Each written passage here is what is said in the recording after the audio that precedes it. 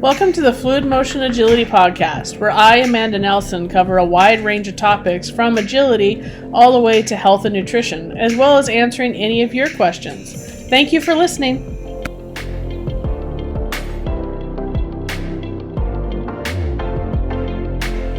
Hi, everyone. In this podcast, I am going to be talking about goals, how they can be extremely helpful and sometimes how they can be not so helpful. So I kind of group goals into two different categories. So I have progress goals and then I have achievement goals. So an achievement goal is based on a goal where you earn something at the end. So an achievement goal would be like earning a title or going to championships, winning championships, making world team. All of those things would all be achievement-based goals. Your goal is to achieve this, right? You want to, achieve that title, get into this level, like all of that. That goal, its reward is that achievement, right? And then there's progress goals. And so progress goals, or at least how I work with my goal system, is progress goals are based on the progress between me and my dog. So a progress goal would be something like, I want to tighten up my dog's turns, or I want my dog's contact criteria to, be this for this many trials before I will start asking for more distance or more speed or, what may have you. Those goals are based in an achievement that is you and your dog. Not so much an achievement of I'm going to earn this, but an achievement of this is something that I have set this goal and it's something that me and my dog are going to earn, right? And it's based in progress. And that's kind of how I view my groups of goals is I'll have a set of progress goals. So for instance, right now, like Wally's goal right now is that I want his turn away or his switch to be more efficient at a distance. And I also want his sends. And so I have that broad goal, right? So let's take I want his sends, right? So a 3-jump send, which is straight away from me. I want him to do that with confidence and with speed. So that is one of my goals for him right now. So how I gauge that goal is I break it down into pieces. So instead of just having this broad, I want him to be better at 3 jumps, you want to define that goal. Like where is the end point? With an achievement goal, there's a very clear endpoint. You get this achievement and that signifies that you've done your goal. Excuse me. Where a progress goal, it's between you and your dog. So if I just make a broad sweeping statement of I want his 3 jump sends to be better, well, what is better, right? So you want to define those goals. You want to define what do I envision when I think in my head and I say I want his 3 jump send to be better. What is better? What does that picture look like? And take that and define your goal. So my breakdown for his 3 jump send is that I want him to do it with no head checks. So I don't want him looking back at me. And I want him to drive forward. So that's the no head checks. He's driving forward and I want my goal distance of him doing that 3 jump send is that I can be 20 feet away. Okay. So those are the parameters for achieving that goal. I feel like if you make broad sweeping statements, right? If you just say your goal is I want my dog to be better at their contacts. Well, you don't have there's no end to that, right? There's not a defined this is the picture that it should look like, this is what it's going to be. I want my goals to be defined. Now, also with goals, I personally think that they should be broken down into steps, and there should be like micro goals. If you just make a list, right? So if I make a list of progress goals, I make a list of achievement goals, and I say my progress goals are, let's say for next year, I want him to do his 3 jump send. I want him to do switches from at least 30 feet away. Okay, and I just write those 2 goals down. And then for his achievement goals, I want him to qualify and go to NADAC championships. Okay, well, those are very big goals, and their endpoints are going to take a while, right? And we tend, or at least I tend to do better if I can hit like little goals along the way.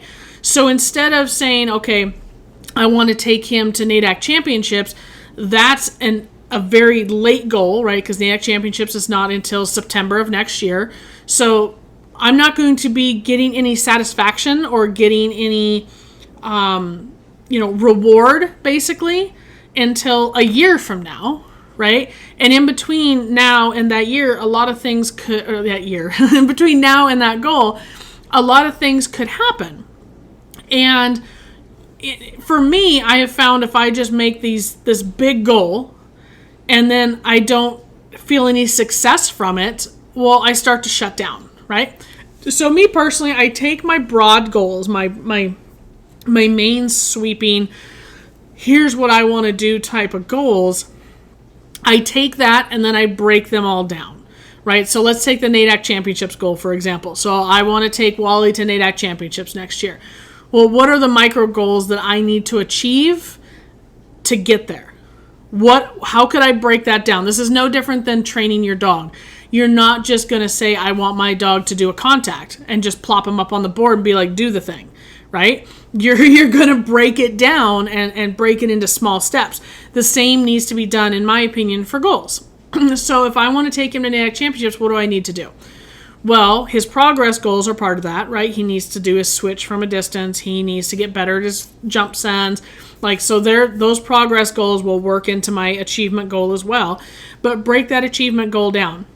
So let's say I want to earn his superior in novice regular. And before that, I want to earn his outstanding, right? So there's 2 micro goals, okay? And then I want him to move into open, and I want him to earn this in open, and maybe I want him to earn this in jumpers. And, break these down into little goals that I can achieve consistently over the year that keep you motivated, keep you driving, keep you training, keep you working towards it. What I've also found is if you just make broad goals, so let's say my goal, right, taking Wally to championships, what if something happens and he can't go, or I can't make it, or whatever, something happens? Well, there's my goal and it's just gone. Whereas if I have all these little goals, okay, so my big goal maybe is gone, but I can look back, because I write everything down. I can look back look at all these things that I sat and checked on my way to trying to go to championships. Look at all these little things that I checked. And that for me at least, keeps the positivity up. It keeps you driving. It keeps you working. And it doesn't make you feel like it's gone, right? I had this goal and now it's just gone. Because you achieved all these micro goals on the way. So I love goals. I like having something to work towards. I like it gives me motivation to say, I'm driving towards this. This is my finish line. I'm driving towards that. And usually at the end of every year, after championships, my year basically runs September to September, right? So once NADAC championships is over, I use the winter to kind of refresh, rest. My dogs all get a break. We all kind of chill out. And I think about my goals for the next year, okay? And what I did this year and what I want to do next year, right? And keep building on that. So what can happen with the goals is that they can also really, really get in your way. If you have this goal, and just like that, let's say, your goal was championships, and now it's gone, obviously, 2020, and it's gone. Sometimes we just let our head just implode with that, right? It's gone. It's been taken away. I can't achieve that anymore. And we let that kind of wrap into ourselves, right? Of it's all gone. And we can't quite overcome that. The other side of goals is if we set a goal and we don't consult the other member of our team, right? So if you set a goal of, I want to win this, but maybe your dog isn't ready to win that. Or maybe they need to achieve these goals over here, the progress goals, because they don't have the skills to do this goal. And we get so focused on, this is what I want to do. I want to be in this class, or I want to achieve this title, that we completely forget about the other half of the team. And I see that a lot. I see people who have a goal of, I want to earn this title, and they've completely forgotten that there's a dog that's with them and part of their team. And the dog maybe can't achieve that goal. And that's a hard truth that sometimes we need to accept, that sometimes the dog can't achieve that goal. And it's not through lack of trying, but they can't.